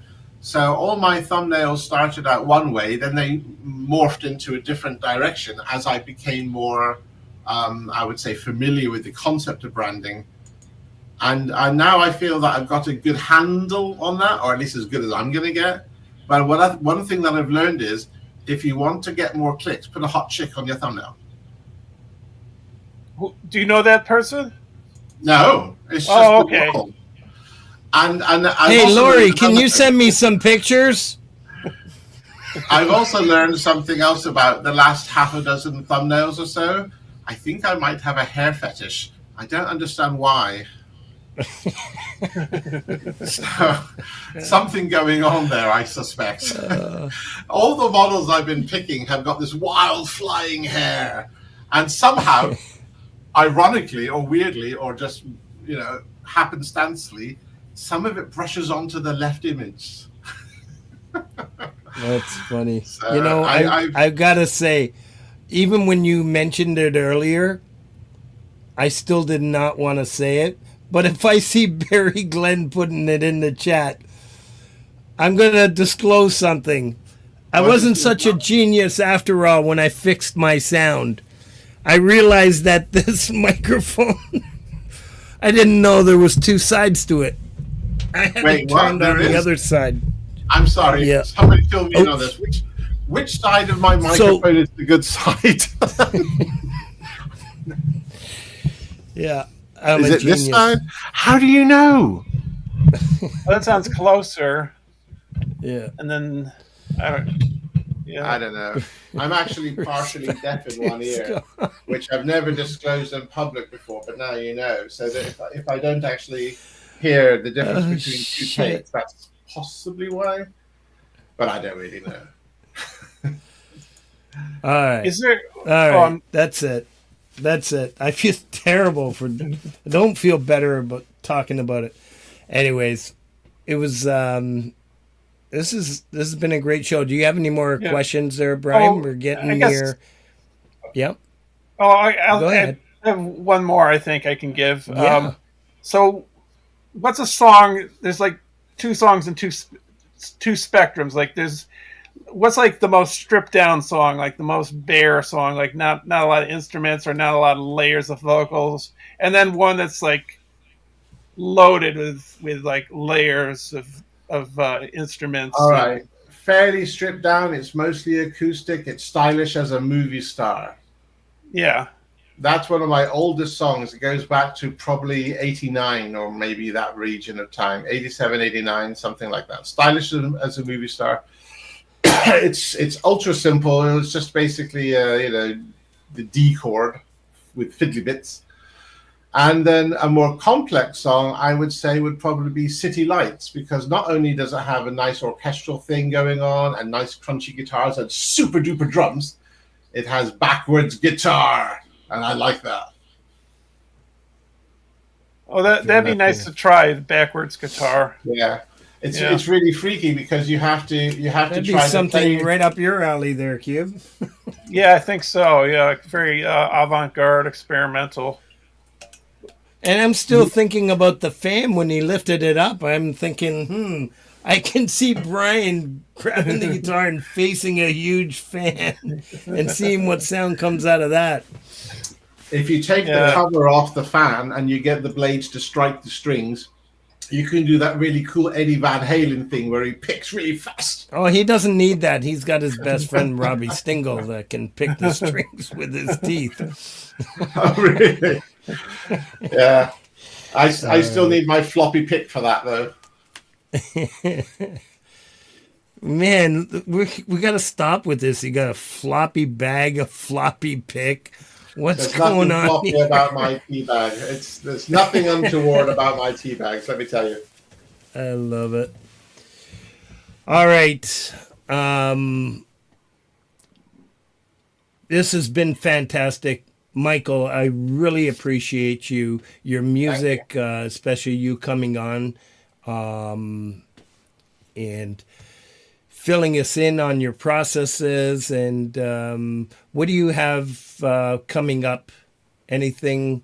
Well, obviously today was the so-called premiere for Machines of Rust. However, also next week, I believe next Monday or Tuesday, I'm going to deliver another song or drop another song if I can get the vocals finished by then, because I struggle with them mightily right now. And if I'm unable to do so, then in 2 weeks' time, I will substitute that song for a different song, which I already have prepped, locked and loaded, and it's ready to go. And I'm doing something different here. I've hired a video producer on Fiverr to produce a video for me. So it'll be whatever it is. I don't know what's coming. I don't know what it will look like. And I'm not going to fight it. I'm just going to publish it, whatever it is, as is. And I think that'll be okay. So in 2 weeks, I'll have a new song, which I can't for the life of me remember what it's called.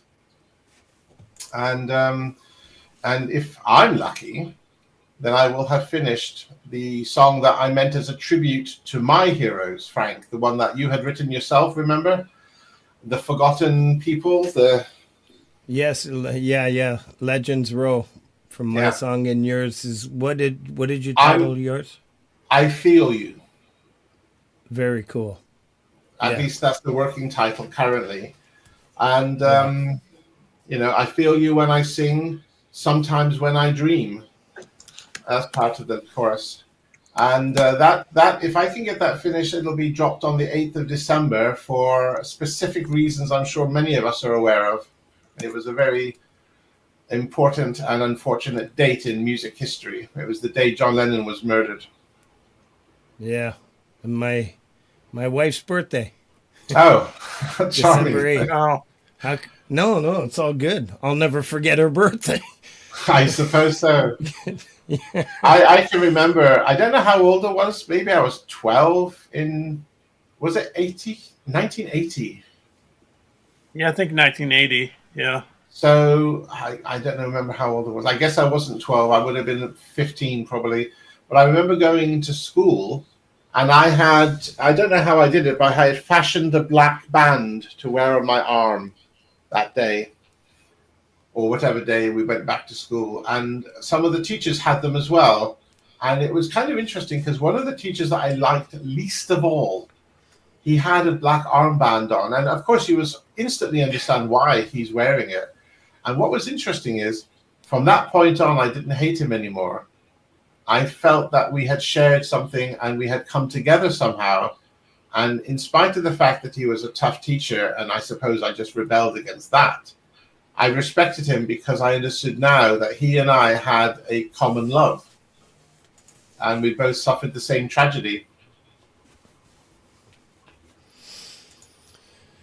Okay, Brian.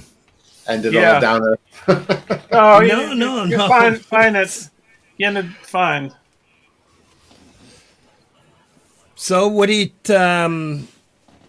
Once again, Brian, thank you very much for doing this. I love your musical insight, and I knew you were going to come up with some fantastic questions, and you definitely kept Michael engaged. And really cool stuff. And probably have you on again. You did that good of a job, so that's fantastic. Oh, thank you. Thanks. Yeah. Well, thank you, MJ. How do I what's what? What do I prefer to be called? Yeah, I don't. All I right, guess I'll yeah. tell you what I tell everybody that asks that question, like a fool. Yeah. Hang on, brother. Yeah, go ahead, Michael. Friends call me Mike. Yeah. My lovers call me Michael. You decide. I was going to go with MJ because that's your YouTube name. But here's the point. I'll call you. Nobody calls me Michael. What would you ask for? Would you ask for if you already made up your mind of what you're going to call him? You're right. I love it. All right. MJK, driven to right. Michael Nakakornis. Michael Kobernus. And again, thank you to everybody. I do want one shout out that I kept forgetting, and I hope I don't shit on this date. It's December 22nd. Phoenix Falling, the radio show. Tell me that's the date. If you can put it in, DJ will find it. We will post it. DJ, I know he'll post it. So, Phoenix Fallen has a nice radio show going on. If you follow him on Facebook, you can follow that link as well. There it is. I wasn't even close. Sunday, December 7th. I would have slept right through it. I'm glad I brought this up. All right. Okay, everybody. If I may. What's that? One last word from me, if I may. Yeah. Can I just say thank you very much for having me on the show? And I've appreciated it, and I've enjoyed it greatly. And I think you guys are all pretty darn cool. Well, thank you for being a good guest. My pleasure. It's been a lot of fun. The honor was ours, and this is the Community Pulse. This is all about the community. We have to, if we don't support each other and branch out and reach out to others and bring them on in so we can all grow together. Jade's been saying it for 5 years. We all rise together, and that's the only way it works. That's the only way it works. I appreciate you, Michael. Appreciate you, Brian. I love you all in the chat. I appreciate all my mods, and not just the mods, everybody who's supported this channel throughout the years, and all these artists that we're promoting, and watching the chat lit up tonight honestly just makes it all worthwhile. I'll never get tired of this. Love music, love you all. We're gonna close the show out tonight with our good friend Dell. His rendition, as you all know, Michael, I'd love to see you do a rendition of Change the World. But as you all know, it's a little song that JJ and I put together and shared it with everybody in the community. There's still quite a few renditions we got to play, and we've been closing the show out every week with one of the different tracks. And this one's Dell, Change the World. Peace to you all. If anybody's joining us backstage, feel free. You guys can hang around. All right. Peace.